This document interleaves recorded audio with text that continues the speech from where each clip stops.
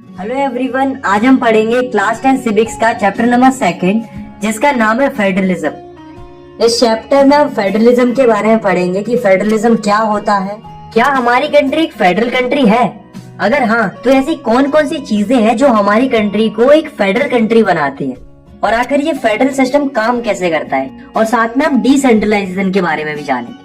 हम इस चैप्टर के सभी टॉपिक्स को विजुअल्स और एनिमेशन की मदद से बहुत ही अच्छे से समझेंगे। इससे पहले हम समझते हैं कि फेडरलिज्म क्या होता है। What is federalism? तो देखो, federalism is a system of government in which power is divided into different levels of government. मतलब फेडरलिज्म एक ऐसा सिस्टम होता है जिसमें गवर्नमेंट की पावर को अलग अलग लेवल्स में या अलग अलग टीयर्स में बांटा जाता है। मोस्ट ऑफ द कंट्रीज में मेनली 2 टीयर्स में बांटा जाता है, सेंट्रल लेवल और स्टेट लेवल। बट हमारी जो इंडिया है वो आपको पता है एक बड़ी और डाइवर्सिफाइड कंट्री है, इसलिए उसे अच्छे से चलाने के लिए 3rd लेवल भी बनाया गया है, लोकल लेवल, जो कि इंडिया में देखने को मिलता है। तो ये जो vertical form of power sharing होती है सेंट्रल अथॉरिटी और स्टेट्स के बीच में और कहीं कहीं लोकल लेवल पर, इसी को बोला जाता है फेडरलिज्म। अब दोस्तों ऐसा नहीं है कि हर कंट्री में फेडरल गवर्नमेंट ही होती, बल्कि कई सारी कंट्रीज में यूनिटरी गवर्नमेंट भी होती है। तो इसमें डिफरेंस क्या होता है? तो इनमें मेन डिफरेंस ये होता है कि फेडरल गवर्नमेंट में जो पावर डिवाइड की जाती है वो हर एक लेवल्स के लिए की जाती है, चाहे वो सेंट्रल लेवल हो और चाहे वो स्टेट लेवल हो। हर लेवल ऑफ गवर्नमेंट के पास अपनी अपनी पावर होती है। जहाँ तक कि अगर किसी कंट्री में लोकल लेवल भी है तो उसके पास भी अपनी खुद की पावर होती है। वही यूनिटरी गवर्नमेंट में सारी पावर एक ही लेवल के पास होती है, वो है सेंट्रल लेवल। अब आप खुद सोचो, इन दोनों फॉर्म ऑफ गवर्नमेंट में से कौन सी गवर्नमेंट ज्यादा बेस्ट रहेगी? वो वाली जिसमें पावर अलग अलग लेवल्स में बटी हुई है, या फिर वो वाली जिसमें पावर एक ही लेवल के पास है? तो ऑब्वियसली फेडरल गवर्नमेंट ज्यादा बेस्ट रहेगी, क्योंकि हमने पिछले चैप्टर में पढ़ा था कि जिस कंट्री में जितनी ज्यादा पावर शेयरिंग होती है उस कंट्री की गवर्नमेंट लॉन्ग टर्म में उतनी अच्छी परफॉर्म करती है। तो इस हिसाब से फेडरल गवर्नमेंट ज्यादा अच्छा ऑप्शन है as compare to unitary government. Federal government के अच्छे एग्जाम्पल्स हैं इंडिया एंड यूएसए, और यूनिटरी गवर्नमेंट के अच्छे एग्जाम्पल है फ्रांस एंड इंग्लैंड। अब हम समझते हैं फीचर्स ऑफ फेडरलिज्म, मतलब फेडरलिज्म की क्या क्या खूबियां होती हैं। तो फर्स्ट फीचर है देयर आर 2 और मोर लेवल ऑफ गवर्नमेंट। मतलब फेडरलिज्म में गवर्नमेंट के 2 या 2 से ज्यादा लेवल होते हैं या टीयर होते हैं, ठीक है। दूसरा फीचर है डिफरेंट लेवल और tier of the government govern the same citizens but each level have its own jurisdiction. मतलब गवर्नमेंट के डिफरेंट लेवल्स सेम सिटीजन्स को ही गवर्न करते हैं, पर उनकी ज्यूरिडिक्शन यानी कि एरिया ऑफ कंट्रोल अलग अलग होते हैं। जैसे मान लो एक व्यक्ति है तो उसे वहाँ की स्टेट गवर्नमेंट भी गवर्न कर रही है और पूरे देश की गवर्नमेंट यानी कि सेंट्रल गवर्नमेंट भी गवर्न कर रही है, पर उनका अपना अपना ज्यूरिडिक्शन होता है यानी कि एरिया ऑफ कंट्रोल होता है। स्टेट गवर्नमेंट स्टेट लेवल पर गवर्न करती है, वही सेंट्रल गवर्नमेंट सेंट्रल लेवल पर गवर्न करती है। तो आया समझ में कि सेम ही सिटीजन को different levels of government govern करती है, पर उनकी ज्यूरिडिक्शन अलग अलग होते हैं। तीसरा फीचर है the jurisdiction of the respective levels और tiers of government are specified in the constitution. मतलब किस लेवल और टीयर के पास कितनी पावर है, उसका क्या काम है, उसका कितना ज्यूरिडिक्शन है, वो सब क्लियरली मेंशन होता है कॉन्स्टिट्यूशन के अंदर, और हर एक लेवल और टीयर को कॉन्स्टिट्यूशन के अकॉर्डिंग ही वर्क करना पड़ता है। आया समझ। फोर्थ फीचर है provisions of the constitution can not be change by one level of government, such changes require the consent of both levels. मतलब कोई भी एक लेवल या टीयर कॉन्स्टिट्यूशन में चेंजेस नहीं ला सकता। अगर कॉन्स्टिट्यूशन में चेंजेस लाना है तो उसके लिए दोनों लेवल्स के कंसेंट की जरूरत होती है, मतलब सहमति चाहिए होती है। फिफ्थ फीचर है the judiciary act as an umpire if disputes arise between different levels of government. मतलब गवर्नमेंट के अलग अलग टीयर्स या लेवल्स के बीच में अगर डिस्प्यूट हो जाता है यानी कि विवाद हो जाता है, तो जो जुडिशरी है वो एज ए अंपायर काम करती है और उनके विवाद को सुलझाती है। सिक्स्थ फीचर है sources of revenue for each level of government are clearly specified to ensure its financial autonomy. मतलब आपको पता है कि गवर्नमेंट को चलाने के लिए पैसे की जरूरत होती है, इसलिए हर एक लेवल की source of revenue clearly specified है। मतलब सेंट्रल गवर्नमेंट के पास पैसे कहाँ से आएंगे, स्टेट गवर्नमेंट के पास पैसे कहाँ से आएंगे, तो ये पहले से ही फिक्स है। सेवेंथ फीचर है federal system has dual objective. मतलब फेडरलिज्म के 2 मेन ऑब्जेक्टिव होते हैं, मतलब उद्देश्य होते हैं। पहला कि कंट्री में सुरक्षा और यूनिटी बनी रहे, और दूसरा अकोमोडेट रीजनल डाइवर्सिटी, मतलब रीजनल डाइवर्सिटी प्रोटेक्टेड रहे, लोग अपने अपने कल्चर को फॉलो कर पाए। इनफैक्ट हम किसी भी फेडरल सिस्टम को आइडियल फेडरल सिस्टम तभी मानेंगे जब इसमें दो चीजें होंगी, पहली म्यूचुअल ट्रस्ट और दूसरी एग्रीमेंट टू लिव टुगेदर, मतलब कि वो हमेशा साथ रहेंगे। Type of federation. तो अभी तक हमने फेडरल गवर्नमेंट के बारे में पढ़ा। अब हम जानते हैं कि फेडरेशन किन किन तरीकों से फॉर्म की जाती है।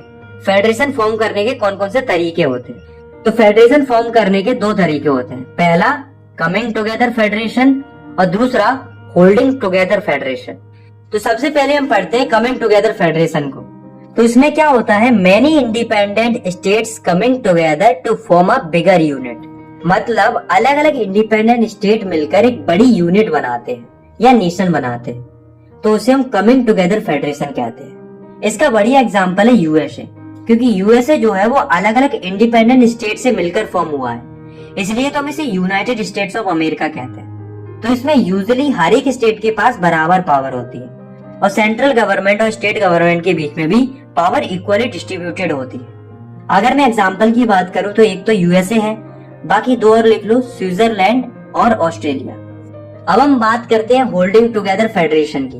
तो इसमें क्या होता है, a large country decide to divide its power between the constituent states and the central government, मतलब एक बड़ी कंट्री डिसाइड करती है अपनी पावर को डिवाइड करने की अलग अलग स्टेट्स के बीच में और सेंट्रल गवर्नमेंट के बीच में। इस तरह की फेडरेशन को हम होल्डिंग टुगेदर फेडरेशन कहते हैं। इसका बढ़िया एग्जांपल है इंडिया। इंडिया में क्या हुआ, पावर को बांट दिया अलग अलग स्टेट्स में और सेंट्रल गवर्नमेंट में, पर इसमें क्या होता है कि किसी स्टेट के पास ज्यादा पावर होती है, किसी स्टेट के पास कम पावर होती है, मतलब अनइक्वल पावर डिस्ट्रीब्यूटेड होती है अलग अलग स्टेट्स के बीच में। और सेंट्रल गवर्नमेंट और स्टेट गवर्नमेंट के बीच में भी पावर इक्वली डिस्ट्रीब्यूटेड नहीं होती। सेंट्रल गवर्नमेंट के पास ज्यादा पावर होती है as compare to state government. अगर मैं एग्जांपल की बात करूं तो एक तो इंडिया है, बाकी इसमें भी दो और ऐड कर लो, स्पेन और Belgium. What make India a federal country. इस टॉपिक में हम पढ़ेंगे कि ऐसी क्या चीजें हैं जो इंडिया को एक फेडरल कंट्री बनाती है। हमें नो डाउट ये पता है कि इंडिया एक फेडरल कंट्री है, लेकिन हमें ये प्रूव करना, हमें ये बताना है कि ऐसी क्या चीजें हैं जो इंडिया को एक फेडरल कंट्री बनाती हैं। तो चलिए जानते हैं। तो शुरुआत में जब हमारा कॉन्स्टिट्यूशन पहली बार बनके तैयार हुआ था, तो उसमें केवल गवर्नमेंट के दो ही टियर के बारे में बताया गया था, सेंट्रल गवर्नमेंट और स्टेट गवर्नमेंट। तो इसका मतलब ये है कि इनिशियली कॉन्स्टिट्यूशन के हिसाब से इंडिया में गवर्नमेंट के दो ही टियर थे, सेंट्रल गवर्नमेंट और स्टेट गवर्नमेंट। लेकिन दोस्तों, इंडिया की डाइवर्सिटी को ध्यान में रखकर कॉन्स्टिट्यूशन में कई सारे चेंजेस आते और बाद में जाकर गवर्नमेंट का तीसरा टियर भी बनाया गया, जिसको बोला गया लोकल गवर्नमेंट, जिसमें आते हैं पंचायत और म्युनिसिपैलिटीज। इन तीनों टियर्स के पास अपना अपना ज्यूरिडिक्शन है, मतलब एरिया ऑफ कंट्रोल है, और ये तीनों ही अपना अपना ज्यूरिडिक्शन एंजॉय कर सकते हैं। इसके अलावा हमारे कॉन्स्टिट्यूशन में 3 लिस्ट भी दी गई हैं। पहली है यूनियन लिस्ट, दूसरी है स्टेट लिस्ट और तीसरी है कॉन्करेंट लिस्ट। यूनियन लिस्ट में वो सब्जेक्ट आते हैं जो कि पूरे देश से संबंधित होते हैं, जैसे कि defence, foreign affairs, banking, communication and currency. ये पूरे देश से संबंधित होते हैं, इसलिए इनको ऊपर केवल सेंट्रल गवर्नमेंट ही लॉ बना सकती है या एक्शन ले सकती है। दूसरी लिस्ट होती है स्टेट लिस्ट। स्टेट लिस्ट में वो सब्जेक्ट आते हैं जो कि स्टेट और लोकल लेवल से संबंधित होते हैं, जैसे कि पुलिस। आप सभी को पता है कि हर एक स्टेट की अपनी अपनी पुलिस होती है, एमपी पुलिस होती है, यूपी पुलिस होती है, मतलब हर एक स्टेट की अपनी अपनी पुलिस होती है। Trade, commerce, agriculture and irrigation, ये सब स्टेट से रिलेटेड टॉपिक है, इसलिए इनके ऊपर केवल स्टेट गवर्नमेंट ही लॉ बना सकती है। तीसरी लिस्ट होती है कॉन्करेंट लिस्ट। इसमें वो सब्जेक्ट आते हैं जो कि लोगों के कॉमन इंटरेस्ट से रिलेटेड होते हैं, जैसे कि education, forest, trade unions, marriage, adoption and succession. तो ये जो सब्जेक्ट्स हैं वो कॉमन इंटरेस्ट से संबंधित हैं, इसलिए इन विषयों पर दोनों ही गवर्नमेंट लॉ बना सकती है, central government as well as state government. अब आप एक बात और याद रखो कि यहाँ पर इन सब्जेक्ट से रिलेटेड अगर कोई कॉन्फ्लिक्ट होता है, यानी कि विवाद होता है सेंट्रल गवर्नमेंट और स्टेट गवर्नमेंट के बीच में, तो सेंट्रल गवर्नमेंट का व्यू ज्यादा डोमिनेट करेगा as compare to state government. अब एक क्वेश्चन आता है कि ऐसे सब्जेक्ट्स का क्या होगा जो इन तीनों लिस्ट में से किसी में भी नहीं आते, इनके ऊपर कौन लॉ बनाएगा, जैसे कि space, technology, cyber security, computer technology. तो इस तरह के जो सब्जेक्ट्स हैं वो किसी भी लिस्ट में नहीं है, तो इस तरह के सब्जेक्ट्स को रेसिडरी सब्जेक्ट बोला जाता है। और इस तरह के सब्जेक्ट्स पर जो किसी भी लिस्ट में नहीं आते हैं, उन पर केवल सेंट्रल गवर्नमेंट ही लॉ बना सकती है। आया समझ में? All states in Indian union does not have identical power. मतलब इंडिया में जितने भी स्टेट्स हैं, ऐसा नहीं है दोस्तों कि उनके पास बराबर पावर है, बल्कि इंडिया में कुछ स्टेट्स ऐसे हैं जिनके पास थोड़ी ज्यादा पावर होती है। Some states enjoy special status, जैसे कि असम, नागालैंड, अरुणाचल प्रदेश एंड मिजोरम। इनके पास आर्टिकल 371 के तहत स्पेशल पावर्स होते हैं। उन्हें ये पावर्स उनकी सिचुएशन को ध्यान में रखकर दी गई है, ताकि इंडिजिनियस लोगों के लैंड राइट्स प्रोटेक्टेड रहें और उनका जो कल्चर है वो भी सही सलामत बचा रहे। इसलिए किसी भी अदर स्टेट का व्यक्ति इन स्टेट्स में परमानेंट लैंड या घर नहीं खरीद सकता। अब हम बात करते हैं यूनियन टेरिटरीज की। तो आपको पता है इंडिया की 8 यूनियन टेरिटरीज हैं। अब सवाल ये आता है कि इनको यूनियन टेरिटरीज ही क्यों बनाया गया, स्टेट क्यों नहीं बनाया गया? तो ऐसा इसलिए है क्योंकि ये इतनी बड़ी भी नहीं है कि हम इन्हें स्टेट बना पाए, और ये इतनी छोटी भी नहीं है कि हम इन्हें स्टेट्स के साथ मर्ज कर पाए। और भी कई सारे रीजन है, पोजीशन का इशू है, कल्चरल रीजन है, इसलिए इन्हें स्टेट ना बनाकर यूनियन टेरिटरीज ही रहने दिया। एक नोट याद रखना कि यूनियन टेरिटरीज के अंदर स्टेट जितनी पावर नहीं होती है, बल्कि यहाँ पर भी सेंट्रल गवर्नमेंट के पास स्पेशल पावर होती है। सेंट्रल गवर्नमेंट चाहे तो इन यूनियन टेरिटरीज के अंदर हस्तक्षेप कर सकती है। अब दोस्तों आपको पता है कि जो ये पावर शेयरिंग हुई है सेंट्रल गवर्नमेंट और स्टेट गवर्नमेंट के बीच में, वो कॉन्स्टिट्यूशन के हिसाब से हुई है। अब अगर मान लो किसी व्यक्ति को लगता है कि जो ये पावर शेयरिंग हुई है वो सही नहीं हुई है, तो क्या पावर शेयरिंग के स्ट्रक्चर में चेंजेस लाए जा सकते हैं? वेल, चेंजेस तो लाए जा सकते हैं, पर चेंजेस लाना इतना आसान नहीं है। क्योंकि पहली बात तो ये कि अगर चेंजेस लाने हैं तो पार्लियामेंट के दोनों हाउसेस, अपर हाउस और लोअर हाउस के 2/3 मेंबर का अप्रूवल चाहिए होगा। केवल इतना ही नहीं, इसके अलावा इंडिया की एटलीस्ट आधी स्टेट लेजिस्लेचर से, यानी कम से कम 14 स्टेट लेजिस्लेचर से भी अप्रूवल चाहिए होगा, तब जाके कहीं पावर शेयरिंग के फेडरल स्ट्रक्चर में चेंजेस लाया जा सकता है। और इस सिचुएशन में अगर डिस्प्यूट वगैरह होता है तो जो हमारी जुडिशरी है, यानी कि हाई कोर्ट और सुप्रीम कोर्ट है, वो इस सिचुएशन को हैंडल करते हैं। How is federalism practised? तो दोस्तों केवल ऐसा नहीं है कि कॉन्स्टिट्यूशन में प्रोविजन लिखे हुए हैं इसलिए हमारा फेडरलिज्म सक्सेसफुल है और अच्छे से काम कर पा रहा है, बल्कि हमारा फेडरलिज्म इसलिए भी सक्सेसफुल है क्योंकि हमारी इंडिया में इतनी डाइवर्सिटी होने के बावजूद भी हम फेडरलिज्म की मदद से एक साथ खुशी खुशी रह पाते हैं। तो ये कैसे हो पाया, इसके पीछे कई कारण हैं, चलिए जानते हैं। पहला है लिंग्विस्टिक स्टेट्स। दोस्तों अगर हम देखें 1947 के मैप को और उसे कंपेयर करें आज के मैप के साथ, तो हमें बहुत बड़ा चेंज देखने को मिला है। कई सारे स्टेट्स गायब हो गए, कई सारे नए स्टेट्स बन गए। तो आज के टाइम पर जो स्टेट्स हैं वो कई सारी बातों को ध्यान में रखकर बनाए गए हैं। जैसे कि आज के टाइम पर कई सारे स्टेट्स ऐसे हैं जो भाषा के आधार पर बनाए गए हैं, मतलब लैंग्वेज के बेसिस पर बनाए गए हैं। ऐसे स्टेट्स को हम लिंग्विस्टिक स्टेट्स बोलते हैं। तो हम लिख सकते हैं linguistic states are those states which divided on the basis of language. मतलब ऐसे स्टेट जिन्हें भाषा के आधार पर बांटा गया है उन्हें हम लिंग्विस्टिक स्टेट्स बोलते हैं। अब सवाल ये आता है कि लिंग्विस्टिक स्टेट्स बनाने की जरूरत क्या थी? तो ऐसा इसलिए क्योंकि इंडिया में अलग अलग लैंग्वेज बोलने वाले लोग रहते हैं, तो वो अपने अपने स्टेट्स में खुशी खुशी रह पाए, इसलिए जो है लिंग्विस्टिक स्टेट बनाए गए। इससे जो है कंट्री की यूनिटी भी बनी रहेगी और एडमिनिस्ट्रेशन करना भी आसान हो जाएगा, यानी कि कंट्री को चलाना भी आसान हो जाएगा। सिमिलरली कुछ स्टेट्स को लैंग्वेज के बेसिस पर नहीं बल्कि उनके कल्चर, एथनिसिटी और ज्योग्राफी के बेसिस पर भी बांटा गया है। जैसे कि नागालैंड हो गया, उत्तराखंड हो गया, झारखंड हो गया। तो ये जो स्टेट्स हैं उनके कल्चर को ध्यान में रखकर बनाए गए हैं। Linguistic policy. दोस्तों हमारे कॉन्स्टिट्यूशन ने किसी भी लैंग्वेज को नेशनल लैंग्वेज डिक्लेयर नहीं किया है। अगर हमें ऐसा लगता है कि हिंदी हमारी नेशनल लैंग्वेज है तो हम गलत है, बल्कि हमारे देश में किसी भी लैंग्वेज को नेशनल लैंग्वेज का दर्जा नहीं मिला है। हमारे देश में लगभग 40% लोग हिंदी बोलते हैं, मतलब मेजॉरिटी ऑफ पॉपुलेशन हिंदी बोलती है, पर वो नेशनल लैंग्वेज नहीं है। सिमिलरली भारत में 21 भाषाएं और बोली जाती हैं। कुल मिलाकर हमारे पूरे देश में 22 भाषाएं बोली जाती हैं जिन्हें शेड्यूल लैंग्वेज बोला जाता है। और हम लोग इन 22 भाषाओं में से किसी भी भाषा में एग्जाम दे सकते हैं, क्योंकि हमारा कॉन्स्टिट्यूशन इन सभी भाषाओं को इक्वल राइट्स देता है। हमारे देश की 2 ऑफिशियल लैंग्वेज है, हिंदी और इंग्लिश। ध्यान रखना ये ऑफिशियल लैंग्वेज है, नेशनल लैंग्वेज नहीं है। अब देखो एक इंसिडेंट हुआ। एक बार क्या हुआ, 1965 में ऑफिशियल पर्पसेस के लिए इंग्लिश भाषा को ही बंद कर दिया, यानी कि हटा दिया। तो इसके विरोध में कई सारे तमिलनाडु के नॉन हिंदी स्पीकिंग लोग आवाज उठाते।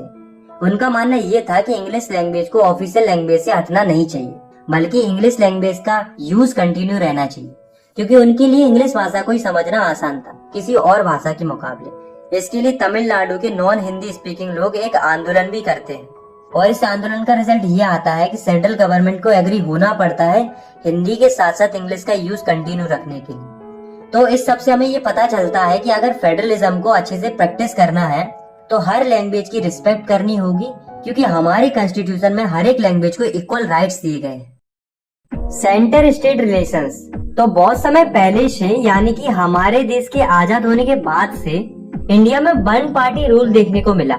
मतलब सेंट्रल लेवल पर और स्टेट लेवल पर मोस्ट ऑफ द स्टेट्स में एक ही पार्टी रूल करती थी, वो थी कांग्रेस पार्टी। और गलती से अगर किसी स्टेट में कोई और पार्टी जीत भी जाती थी तो उसे सेंट्रल गवर्नमेंट सप्रेस करती थी, मतलब उसे प्रॉपर फंड वगैरह नहीं देती थी, बेसिकली कमजोर करने का प्रयास करती थी ताकि अगली बार वो पार्टी इलेक्शन नहीं जीत पाए और उन्हीं की पार्टी उस स्टेट को गवर्न करे। तो इस तरह का सिस्टम इंडिया में कई सालों तक चलता है। बट फिर 1990 में क्या होता है, कोलिशन गवर्नमेंट का कंसेप्ट आता है, क्योंकि 1990 में किसी भी एक पार्टी को क्लियर मेजोरिटी नहीं मिली थी, इसलिए अलग अलग पार्टीज मिलकर कोलिशन गवर्नमेंट फॉर्म करती है मेजोरिटी के कट ऑफ को क्रॉस करने के लिए और सेंटर पर अपनी गवर्नमेंट फॉर्म करने के लिए। तो इस तरीके से जब कोलिशन गवर्नमेंट का सिस्टम शुरू हुआ तो सेंट्रल गवर्नमेंट और स्टेट गवर्नमेंट के बीच में रिलेशंस अपने आप अच्छे होते गए, क्योंकि सेंट्रल गवर्नमेंट को एक डर हमेशा रहेगा कि अगर उन्होंने किसी स्टेट की रूलिंग पार्टी को सप्रेस करने का या उसे डिसमिस करने का प्रयास किया या अपने रिलेशन खराब किए, तो अगली बार जब कोलिशन फॉर्म करने की नौबत आएगी तब वो रूलिंग पार्टी उन्हें अपना सपोर्ट नहीं देगी। तो इस डर के कारण सेंट्रल गवर्नमेंट को स्टेट गवर्नमेंट की वैल्यू समझ में आने लगी और सेंटर और स्टेट के बीच में रिलेशंस अपने आप बेहतर होते चले गए। और फेडरलिज्म भी यही कहता है कि अगर किसी कंट्री में सेंटर और स्टेट गवर्नमेंट के बीच में रिलेशंस अच्छे नहीं है तो उसे हम आइडियल फेडरलिज्म नहीं मानते। आइडियल फेडरलिज्म मतलब अच्छा फेडरलिज्म हम उसी को मानते हैं जिसमें सेंटर और स्टेट के बीच में अच्छे रिलेशंस होते हैं। डिसेंट्रलाइजेशन ऑफ इंडिया, ये इस चैप्टर का लास्ट टॉपिक है। तो डिसेंट्रलाइजेशन का मतलब होता है when power is taken away from central and state government and given to local government, it is called decentralisation. मतलब डिसेंट्रलाइजेशन का मतलब होता है जब पावर सेंट्रल गवर्नमेंट और स्टेट गवर्नमेंट से लेकर लोकल गवर्नमेंट को दी जाती है तो उसे हम डिसेंट्रलाइजेशन कहते हैं। अब सवाल ये आता है कि इंडिया में डिसेंट्रलाइजेशन करने की जरूरत क्या थी, मतलब लोकल गवर्नमेंट को पावर देने की जरूरत क्या थी। तो देखो, हमारी जो कंट्री है इंडिया, वो एक बहुत बड़ी कंट्री है।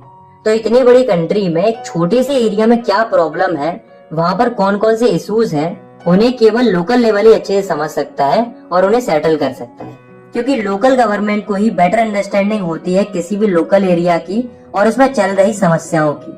इसलिए जो है डिसेंट्रलाइजेशन का कंसेप्ट इंट्रोड्यूस किया गया और लोकल गवर्नमेंट को भी पावर दी गई।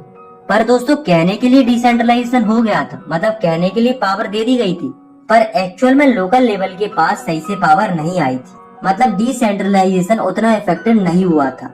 लेकिन फिर क्या होता है, 1992 में डिसेंट्रलाइजेशन से संबंधित कई सारे स्टेप लिए जाते हैं। क्या स्टेप लिए जाते हैं? पहला, लोकल लेवल पर इलेक्शन को रेगुलरली हेल्ड करना कॉन्स्टिट्यूशनली मैंडेटरी कर दिया जाता है। मतलब पहले इलेक्शन तो होते थे पर वो रेगुलर बेसिस पर नहीं होते थे, लेकिन अब जो है इलेक्शंस को मैंडेटरी कर दिया गया लोकल लेवल पर। दूसरा स्टेप लिया जाता है बैकवर्ड क्लासेस के लिए, मतलब जो बैकवर्ड क्लासेस होती हैं जैसे कि SC, ST और OBC, उनके लिए सीटें रिजर्व कर दी जाती है। तीसरा स्टेप लिया जाता है महिलाओं के लिए, मतलब जो महिलाएं थी उनके लिए भी 1/3 सीट रिजर्व कर दी जाती। फोर्थ स्टेप लिया जाता है कि इंडिपेंडेंट कमीशन बनाया जाता है, यानी कि स्टेट इलेक्शन कमीशन बनाया जाता है, जिसका काम था लोकल लेवल के यानी कि पंचायत और म्युनिसिपल के इलेक्शन को कंडक्ट करवाना। फिफ्थ स्टेप लिया जाता है, ये मैंडेटरी कर दिया जाता है कि जो स्टेट गवर्नमेंट है वो लोकल गवर्नमेंट के साथ पावर तो शेयर करेगी ही करेगी, पर उसके साथ साथ रेवेन्यू भी शेयर करेगी। तो ये जो स्टेप लिए गए डिसेंट्रलाइजेशन के लिए, उससे पता है क्या हुआ, जो थर्ड ईयर था इंडियन डेमोक्रेसी का वो काफी पावरफुल हो गया और इफेक्टिव हो गया। अब हम पढ़ते हैं कि जो लोकल गवर्नमेंट होती है वो कितने टाइप की होती है। तो लोकल गवर्नमेंट 2 टाइप की होती है। पहली, रूरल लोकल गवर्नमेंट जो कि गाँव में होती है, जिसको पंचायती राज भी बोला जाता है, और दूसरी होती है अर्बन लोकल गवर्नमेंट जो कि शहरों में होती है, जिसे म्युनिसिपैलिटीज बोला जाता है। तो सबसे पहले हम बात करते हैं रूरल लोकल गवर्नमेंट की, यानी कि पंचायती राज की। तो जो अलग अलग गांव होते हैं उनमें होती है ग्राम पंचायत। ग्राम पंचायत एक अकेले गांव की भी होती है या फिर 2-3 छोटे छोटे गांव की भी एक ही ग्राम पंचायत बना दी जाती है। तो जो ये ग्राम पंचायत होती है उसमें कई सारे वार्ड मेंबर्स को इलेक्ट किया जाता है और एक सरपंच को इलेक्ट किया जाता है। सरपंच जो होता है वो हेड होता है पूरी ग्राम पंचायत का, और उस ग्राम पंचायत में जितनी भी गांव है सरपंच उन सभी गांवों के लिए डिसीजन लेने की पावर रखता है। तो समझ में आया कि ग्राम पंचायत क्या होती है। तो ऐसे ही अलग अलग ग्राम पंचायत से मिलकर बनती है एक पंचायत समिति, जिसे ब्लॉक समिति और मंडल समिति भी बोला जाता है। और ऐसे ही अलग अलग पंचायत समिति से मिलकर बनता है एक जिला परिषद। जिला परिषद जो कि सबसे ऊपर होता है। तो अगर हम पंचायती राज का एक स्ट्रक्चर बनाए तो वो कुछ इस तरीके से दिखेगा। सबसे नीचे आती है ग्राम पंचायत जो कि विलेज लेवल पर होती है, जिसका हेड होता है सरपंच। उससे ऊपर आती है पंचायत समिति जो कि ब्लॉक लेवल पर होती है, और सबसे ऊपर आता है जिला परिषद। इसका हेड होता है जिला परिषद चेयरपर्सन। तो ये तो बात हुई रूरल एरिया की। अब हम बात करते हैं अर्बन एरिया की, यानी कि अर्बन लोकल गवर्नमेंट की। तो जो बड़ी बड़ी सिटीज होती है उनमें होती है म्युनिसिपल कॉर्पोरेशन, और जो टाउन होते हैं यानी कि जो कस्बे या छोटे छोटे शहर होते हैं उनमें होती है म्युनिसिपैलिटीज। म्युनिसिपल कॉर्पोरेशन का जो पॉलिटिकल हेड होता है उसे हम कहते हैं मेयर, और म्युनिसिपैलिटीज का जो पॉलिटिकल हेड होता है उसे हम कहते हैं म्युनिसिपैलिटी चेयरपर्सन। तो यहाँ तक हमने लोकल गवर्नमेंट के स्ट्रक्चर के बारे में बहुत अच्छे से पढ़ा। तो यहाँ से हमें एक बात तो क्लियर हो गई कि जो ये डिसेंट्रलाइजेशन का स्टेप लिया गया था वो एक बहुत बड़ा डिसीजन था और एक अच्छा डिसीजन था, क्योंकि डिसेंट्रलाइजेशन की मदद से आम लोगों की आवाज गवर्नमेंट तक ज्यादा बेहतर तरीके से पहुंच पाई। इसके अलावा महिलाओं को भी रिप्रेजेंटेशन मिला। इनफैक्ट टोटली अगर हम देखें मतलब महिलाओं और पुरुष दोनों को मिलाकर तो हमारी इंडिया में लगभग 36 लाख इलेक्टेड रिप्रेजेंटेटिव है लोकल लेवल पर। ये नंबर कई कंट्रीज की पॉपुलेशन से भी ज्यादा है। डिसेंट्रलाइजेशन की मदद से इंडियन डेमोक्रेसी और ज्यादा डीपन हो जाती है, यानी कि गहरी हो जाती है, या हम कह सकते हैं और ज्यादा मजबूत हो जाती है।